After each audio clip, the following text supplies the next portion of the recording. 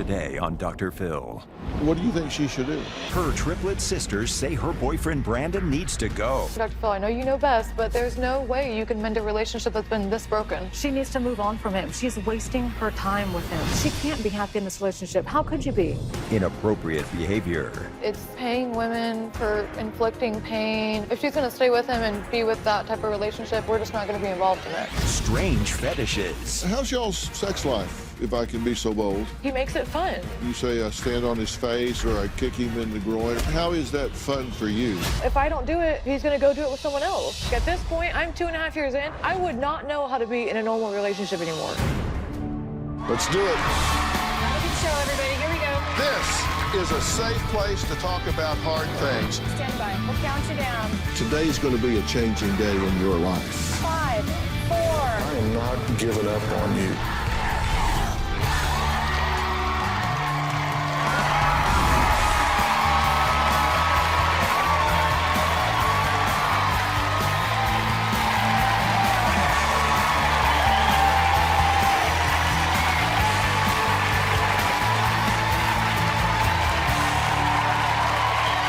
Yesterday, I sat down with triplets Jessica, Kelly, and Lindsay's boyfriend of 2.5 years, Brandon. Now, Lindsay's sisters said Brandon was bad news after Lindsay discovered a bizarre double life that included a secret bank account he used to pay women to stomp and kick him with expensive designer shoes. You heard me right. Or if that didn't give him enough sexual satisfaction, he would have women key his car or actually run him over with their cars. Now, Lindsay wrote to me asking if Brandon could be fixed and felt caught between her concerned sisters and the man she said she loved. Take a look. Jessica and Kelly are my sisters. We're triplets. We're extremely close. My sisters and I are not only triplets, but we were born from the same egg. For people that aren't a twin or a triplet, they may not understand, but I feel like a triplet bond is different. We're best friends. Yeah, we're best friends. Lindsay and Brandon were always happy, but all that changed about a year ago. Lindsay did show me one of the videos. It's him and a girl out in the middle of the woods, and this girl is like stepping on his chest. Brandon wants the best of both worlds, a romantic and sensual relationship with me, and he wants to have women on the side to fulfill these urges that he has. I do feel that Lindsay should just move on in her relationship, and that involves leaving Brandon. The two of you are very concerned about what's going on with your sister, right? Absolutely. And this is your designer purse and your designer shoes. And Brandon had a girl damage these, and he says that's part of his fetish. He had a woman damage the bag, light it on fire, and burn it. Kelly, what do you think about this? I think it's crazy. You hate to think she's lying. Until she showed me the stuff, that's when I believed it. What kinds of things has he asked you to do that were outside your comfort zone? Kick him in the face, of course. Kick him, Kick him in the groin. If this is what he likes, I'm gonna try and please him. My relationship with the triplets is extremely complicated. Lindsay's known about my sexual tendencies since the beginning of our relationship. Lindsay was willing to experiment with me with things that I had paid other women to do. I've never physically cheated on Lindsay with any of these women. Physical pain is really what turns me on. You actually paid the woman to run over you with a car. It's swollen, man. My is definitely done. What was your immediate reaction to that? That was a bad idea. If it's such a bad idea, why are you asking me to do it then? But have we ever done it? No, because I know boundaries. If for him that's what is sexual and he does that with somebody other than you, then that's cheating. I'm glad somebody else is saying it. It's just because it comes from your mouth, Dr. Phil, and not mine, it's different. But Yeah. we've told her this 100 times. You say that you don't like talking to Lindsay's sisters. Why not? It's not that I don't want to talk to them, it's I don't like facing the reality of what this is.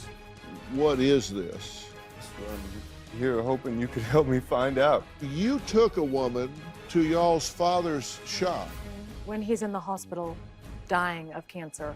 and film her destroying his record collection. You become sexually aroused. Sexually aroused? No. He filmed it so he could watch it later. Now, how many times have you watched that video? He didn't get a chance to. I deleted everything off of his phone. At what point is he likely to decide what kind of rush it would be to have somebody beat the out of you? He already wanted someone to key her vehicle, so it's already getting into her. She knew where I lived, so I didn't feel safe at my own apartment anymore. So he's destroying your stuff one step away from you. Brandon, how do you justify that? It's selfish. I don't have an excuse for it. I can't justify it. I can't. Now, I've made a distinction here between fetish behavior, which can be agreed upon within a relationship between a couple, and other behavior that goes outside the relationship that has nothing to do with the fetish. It's just simply exploitation, victimization, and cheating. And there seems to be an attempt to ball all of these together when they are distinctly separate and apart. Now, you guys have been hearing me talk about this. What do you think about what I'm saying, and what do you think about this conversation so far? I mean, obviously we agree with what you say. I mean, we've tried to discuss it with actually probably both of them in the past, but it's just getting through to my sister when she continues to condone this behavior and continues to enable this behavior. That's what's frustrating for us. And then, but then a week later, she'll come call us crying and say, "Oh, he did this again." And honestly, I'm tired of hearing about it. So if she's going to stay with him and be with that type of relationship, and that's what she wants for her future, then go on, have at it. But we're just not going to be involved in it. All right. How do you feel, Kelly? I feel like they had a good relationship, and Lindsay thinks they had a good relationship, but she never knew they didn't have a good relationship until she found all this out. So she loved Brandon, and she loves Brandon currently, but I think she loves the idea of who he was in their relationship before she ever knew anything. What do you think she should do? You know her. You know what Yeah. her coping reservoirs are. know- You know what she's able to deal with. You know what her vision for a life is. Exactly. I've told her 1,000 times, she's a strong woman. She's beautiful. She's young. She has the rest of her life ahead of her. She needs to move on from him. She's wasting her time with him, literally. Wasting the time she has on this relationship where she can't be happy in this relationship. How could you be? Well, it's not only that. It's like, how do you, even if this was to get mended, and I pray you get some help, Brandon, and you, Lindsay, because you need some help as well. For sure. But even if this does get mended and somehow they're able to come back together and get back on track, how will you ever be able to trust this person again? How will you ever be able to not fear that he's going out and doing this stuff when he says he's going to the grocery store or something? Like, how will you ever be able to truly not have to worry about looking through his phone or getting on his computer or looking at his bank statements and seeing who he sent money to or what websites he's gotten on? That's what I fear. There's, to me, and trust me, Dr. Phil, I know you know best, but there's no way you can mend a relationship that's been this broken. You just think that this is a bridge too far. There's just no Oh, coming back absolutely. from this. And maybe her and I know too much, and that's also an issue as well. But I don't, now I know what I know, I don't feel there's a way to turn around. And what do you know that we haven't talked about yet? I mean, let's just get it all on the table here. How's y'all's sex life, if I can be so bold? It's 80-20. I do 80% of the things he wants to do. He does 20% of what I want to do. When you say it out loud like that, that doesn't sound like a good relationship. And later, I cannot control. that's why I don't believe you. Well, this is why I'm here. I want to do whatever it takes because I want to stop. Tomorrow, a caretaker who claims her family is sabotaging her inheritance. By having her arrested and charged with elder abuse, She punched me. I could not defend myself. he believes that you put your hands on him in anger. Are you denying that? Yeah, I just got to lift him up to go to bed. There is evidence that you have had physical confrontations with an elder you're taking care of. You need to clean up your act or you're going to jail. That's tomorrow. Then on Friday, he's a meth addict Danny is high around the kids. and blames it on his wife. I'm not saying I'm a better parent. No, you did say you're a better parent. I have it on tape. That's Friday. From 2006 to 2010, I was in the Marines. I was injured in Iraq when our vehicle rolled over. My right arm was crushed and paralyzed. A couple years ago, I had a surgery. They were able to get 80% use back in my arm. After my injury, I was just numb all over, and pain made me feel alive. It's not a correlation from my injury to this addiction. I've had it before, but since the injury, pushing my limits and trying to take more has become the norm, and that's what scares me. I don't feel like that's a reason to go out and do these things with other women. That's not an excuse for his actions or for him to lie to me. We've been talking with Lindsay, her boyfriend of 2.5 years, Brandon, and her triplet sisters, Kelly and Jessica, who say they're tired of hearing Brandon's excuses for acting inappropriately with other women. What has Lindsay told you that we haven't brought up yet?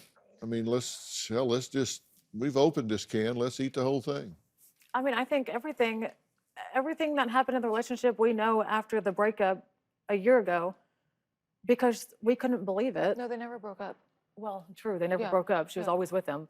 But I feel like we know everything. You've brought up everything. I can't think of one thing that... Yeah, it's just the paying women for inflicting pain. It's the stuff The that my lying, sister's the done, which is cheating. kind of shocking.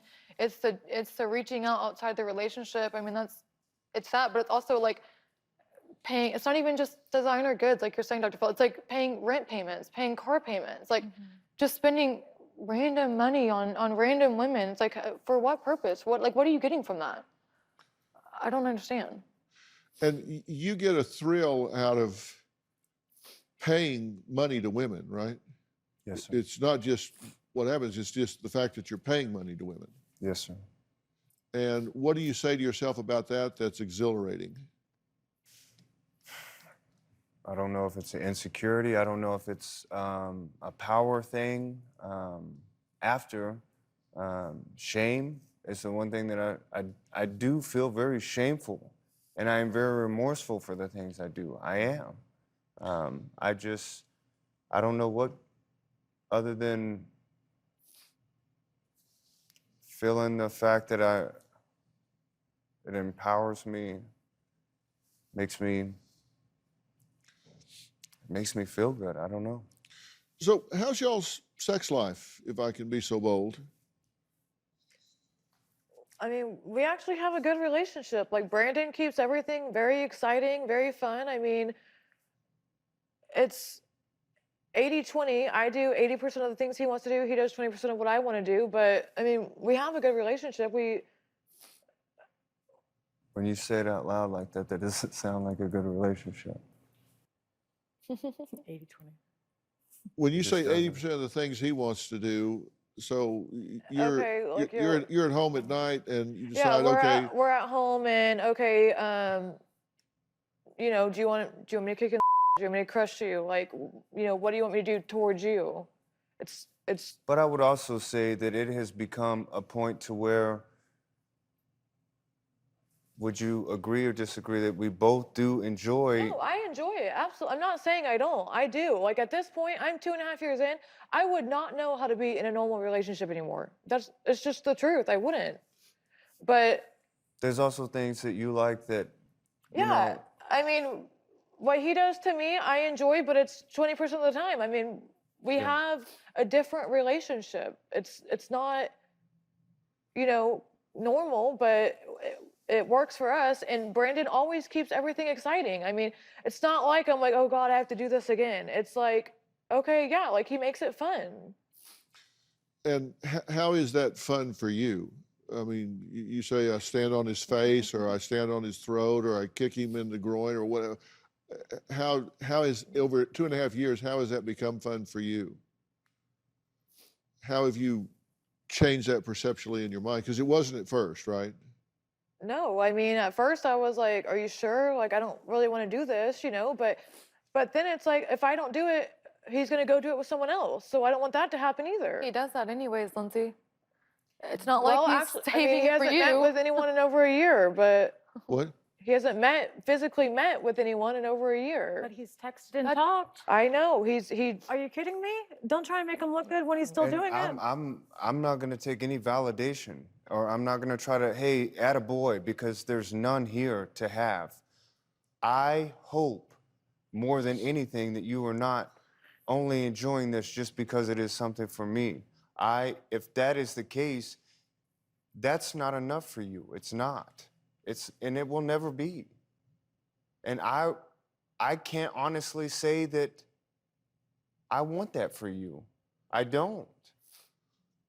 Well, that's why I'm asking, what is in this for you? You said at first you didn't like it. How did this evolve in your experience? Do something for 2.5 years every day. I mean, you get to like it. Like, you just, I don't know. I mean, it's literally all I've done for the past 2.5 years. You just, if it's what you're going to do, you may as well enjoy it. Like, and I do. I enjoy it. And what is the enjoyment you get out of kicking him in the face? Is it because he gets enjoyment and that makes you happy? I don't know. Or? I mean, I guess. I don't know. It's not like I'm like, he's like backing away. He's bringing his face to me, like to my He's asking shoe. what your enjoyment is. Why I would know. you enjoy I kicking don't know. someone? I guess I enjoy it because he enjoys it. But what is your experience at the time, is what I'm asking you. My experience is, you can tell he enjoys it. So I'm like, yes, if this is really what he wants, like I want to please him. Like I want to make him happy. He's my boyfriend and I love him. He Yeah, doesn't have boundaries. He has literally zero. I know that. He's willing to trash your car, your belongings. What makes you think you can't be next?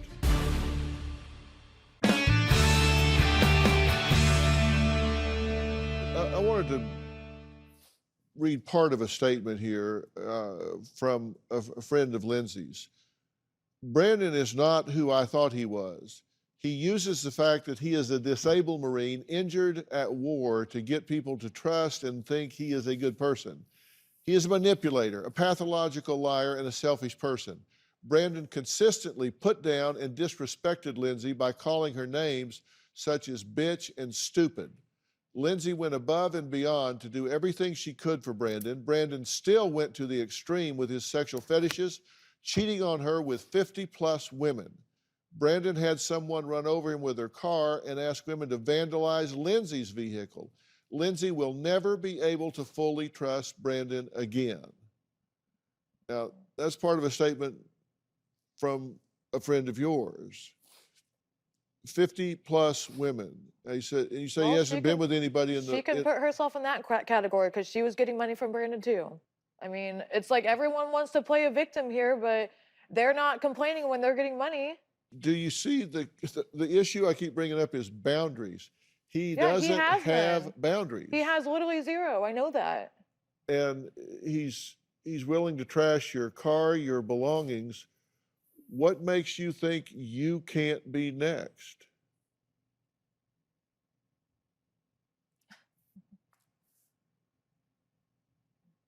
I don't know. I mean, I very well could be.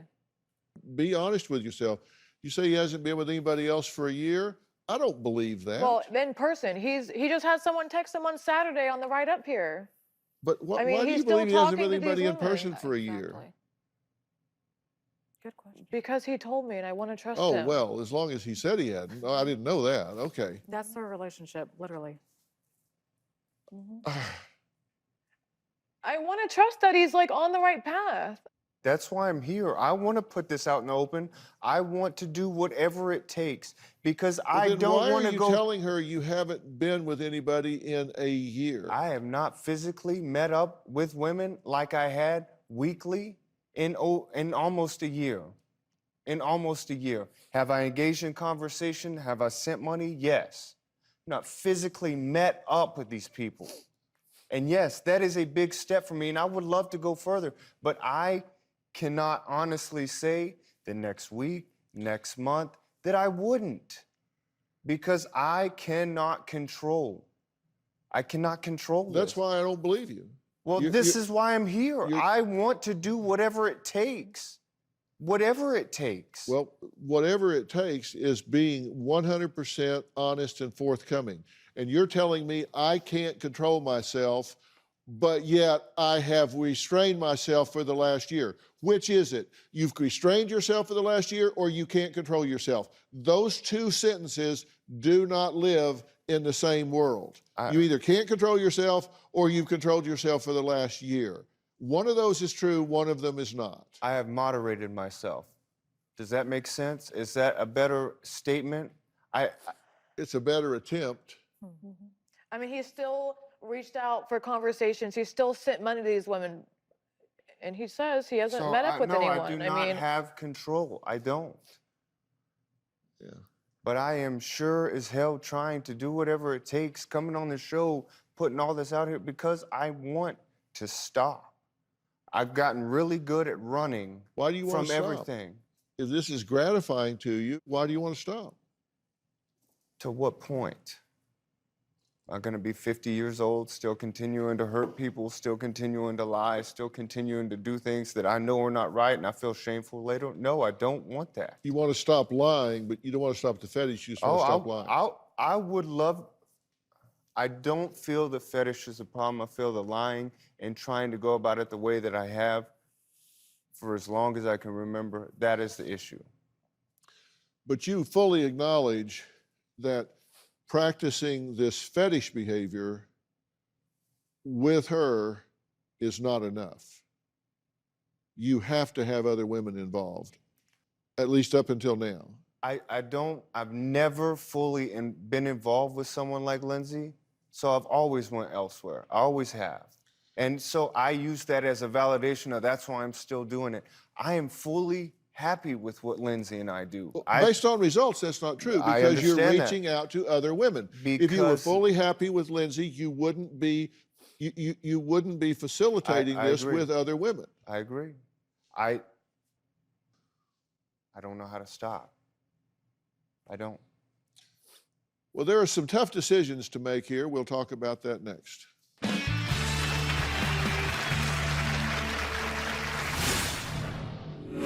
What are you willing to settle for? Is there seriously something wrong with him? Yes, there's seriously something wrong with him. If he gets help, do you feel like it's possible that we move forward?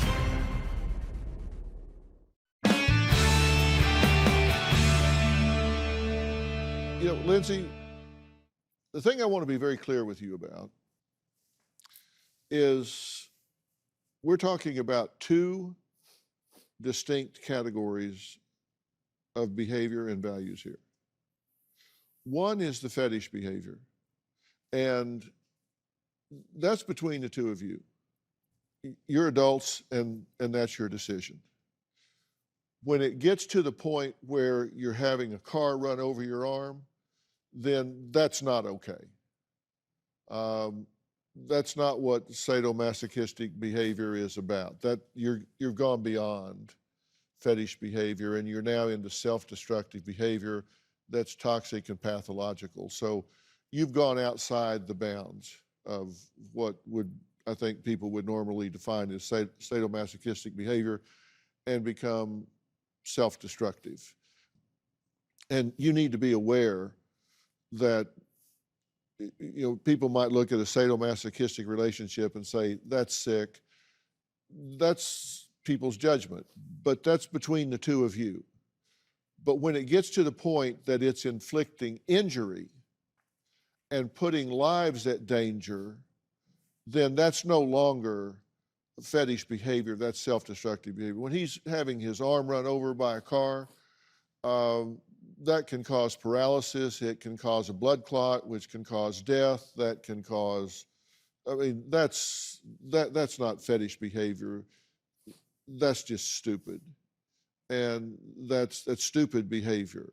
And that means there's something in there filter-wise that's not right, because he's obviously not a stupid person.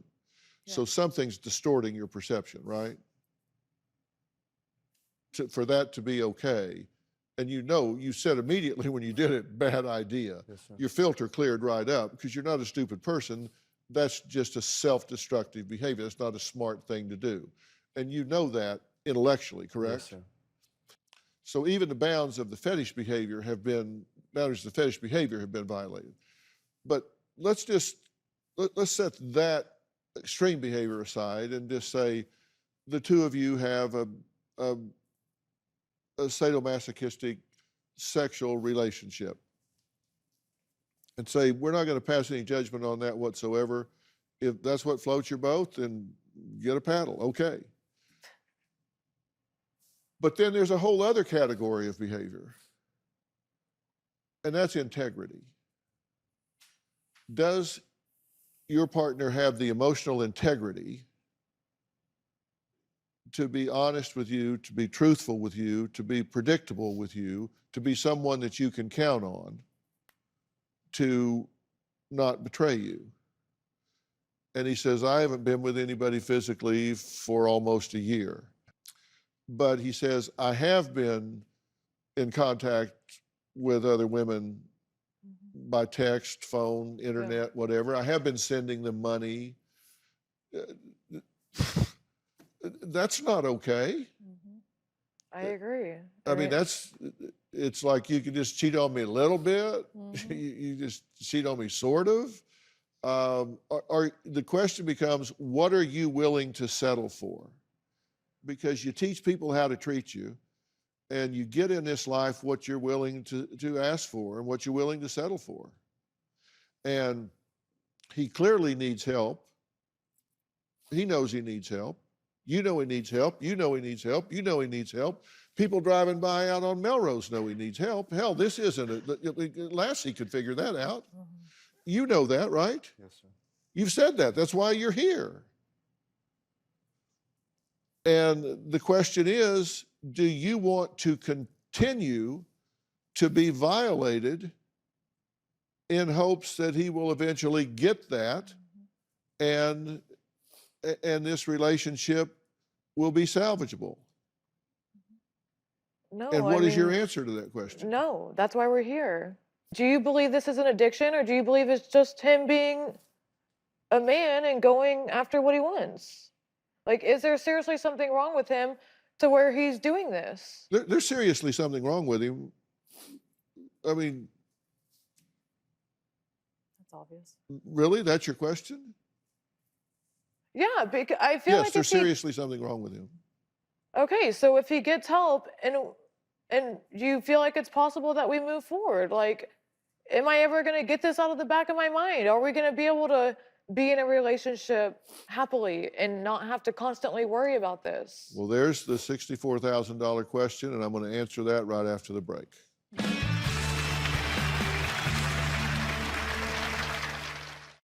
Tomorrow, a caretaker who claims her family is sabotaging her inheritance. By having her arrested and charged with elder abuse, She punched me. I could not defend myself. he believes that you put your hands on him in anger. Are you denying that? Yeah, I discovered to lift him up to go to bed. There is evidence that you have had physical confrontations with an elder you're taking care of. You need to clean up your act, or you're going to jail. That's tomorrow.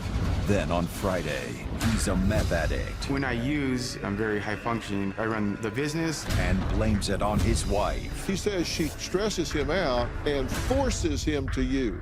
Besides my drug addiction, I'm a better dad than Elisa is a mom. You were drunk and vomiting in front of the children. Maybe you're not as high functioning as you think you are. I'm not saying I'm a better parent. No, you did say you're a better parent. I have it on tape. That's Friday. And on Monday, he's 22 You game all day. and lives with grandma. You've never met your girlfriend in 5 years. We're just trying to help. I know, and I'm completely calm right now. Well, hey, sweetheart, I don't care whether you're upset. My job is to get you moving. That's Monday. Closed captioning provided by... You love your pet like family, so feed them like family with the natural ingredients you trust from Blue Buffalo. And now, save on Blue treats at Petco.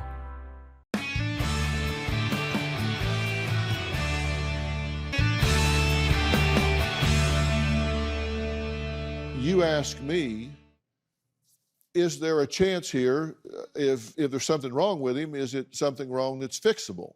Yeah. And if it's fixable, then can we have a relationship that is sustainable across time? We can have a happy life together, have a family. Can we move forward? I'm going to answer that for you and tell you this is a very high risk situation. If you were my daughter, I would tell you not to walk away from him. I would tell you to run away from him. I would tell you to get as far away as fast as you possibly can, because this is a high risk situation, and the chance of this coming to resolution in any kind of time frame that you would want is very, very, very low. Because I'm not sure what he considers fixing is what you consider fixing. I'm not talking about the fetish, I'm talking about the absence of moral compass here. And Brandon, I don't know why you're doing what you're doing, but I have some theories about it. You're not really doing anything to work on this, correct? No, sir. Which is the reason I would tell you not to walk, but to run. He knows what's going on. He knows he's hurting you. He knows you're in pain. He knows he's going behind your back. He knows he's violating you. He knows he's out of control, and he's not doing one damn thing to try and fix it. That's true. And to me, that speaks volumes. He didn't write in, you did. You guys asked for the help, not him. He's just here.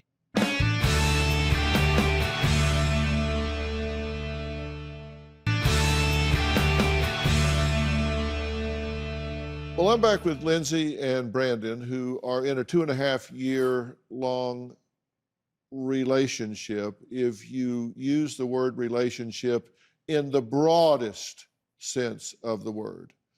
Her triplet sisters, Jessica and Kelly, are here because they're supporting Lindsay. They're concerned about her well-being. They're concerned about what she has been living and what she may be letting herself in for. Brandon is obviously a very intelligent and charming guy. And if you met him and had lunch with him, played a round of golf, hung out with him, you'd think, what a nice guy. But you have some atypical urges, motivations, and proclivities that are invading this relationship. You agree with that characterization? Yes, sir. You have some atypical motivations, impulses, and proclivities that are actually putting your health and well-being at risk, because you've made some decisions that have actually created some dangerous situations. Yeah, and you said you couldn't control that impulse. But there are two things I would highly recommend for you, and I'm going to make them available to you. One is you do need professional help. Not because of the fetish, but because you violated the boundaries of the fetish and put yourself in danger. And I'm willing to arrange that for you, to get you some professional help, to kickstart you on the road. And I also think you need to have your brain seriously evaluated to see whether or not you have some type of anomaly from your traumatic brain injury that has changed your pleasure centers in some way, have scrambled the neurotransmitters in the neocortex of your brain, your amygdala, the cingulate gyrus of your brain in such a way that your impulse control and what it takes for you to move the needle has really been distorted. And I can tell you that I am highly suspect that that is true. And I also know that at your age, there is tremendous progress that can be made to heal that, if that is in fact the case. The brain's a very resilient organ. And I would rule that out, because if you don't rule that out and there are anomalies in your brain, all the talking therapy in the world is going to be building a house on sand. So I think you need to look at that first. And I'm going to call my dear friend, Dr. Daniel Amen, at Amen Clinics, and see if we can arrange for you to go to the Amen Clinic and have your brain evaluated there, and see if in fact there are some things that you can do. First, is there damage? Are there some anomalies? And if so, what kind of protocol would change that for you? And if I were you, I would want that information as soon as possible, real fast, because if that's true, a lot of this could be involuntary for you. I mean, you're like a passenger on a runaway train. If part of your brain is overspeeding and part of your brain is asleep, it needs to be awake. We need to find that out real fast, because you could be like back in row 14 on a runaway train, not up there steering this thing. And in fairness to you, I think that needs to be evaluated. And then, if that's true and those things are addressed, then the cognitive behavioral therapy, changing what you say to yourself, your internal dialogue, could have a profound effect across time.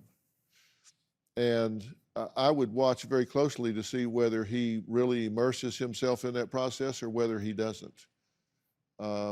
And find out what's... According to you, I shouldn't be around for the process. Exactly Is that right. what you're saying? Exactly right. I would let him go do this and see what you find out.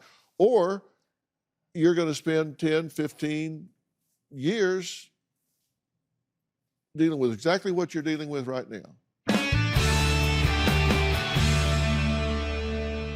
In my opinion, I am not the repository of all knowledge. I don't have the answers to every question, but to me, this isn't a close call.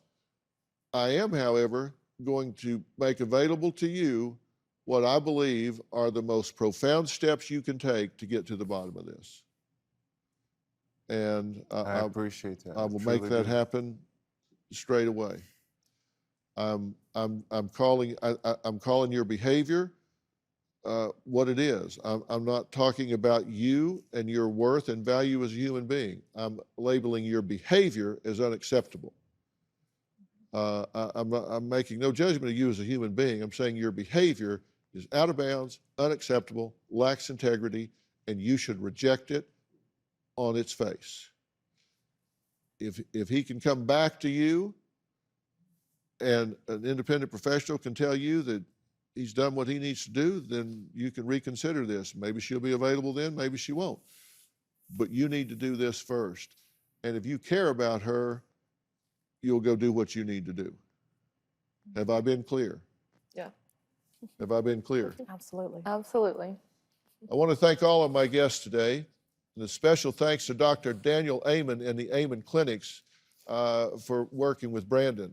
Amen Clinics are spread across the United States. They have a dozen clinics and do some of the finest work on brain evaluation and rehabilitation in the country.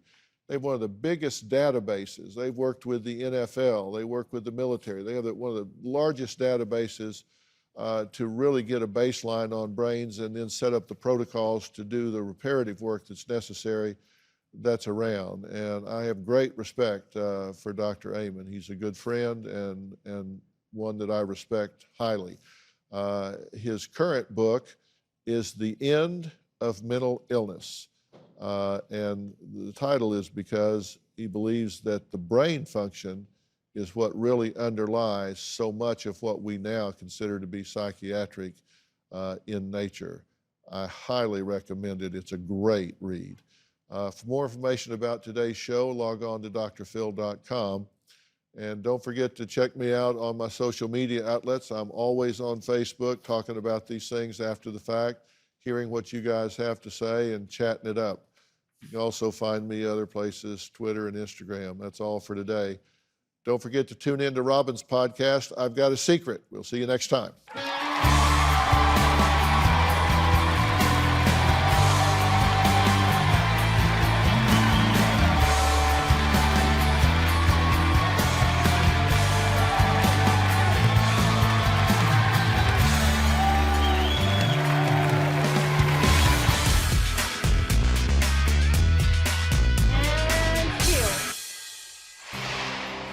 just never fun having to relive mistakes. And then hearing him tell Lindsay to run, not walk away from me is probably one of the hardest things I heard. We came to get Dr. Phil's help. I mean, this was the guy for us and for our situation. I'm happy that she gets direction now from a professional. I'm here at Dr. Amon's office to do a scan to see what might possibly be some of the issues that I might be dealing with. I got a call from the folks at Dr. Phil. They said he wanted me to see you today.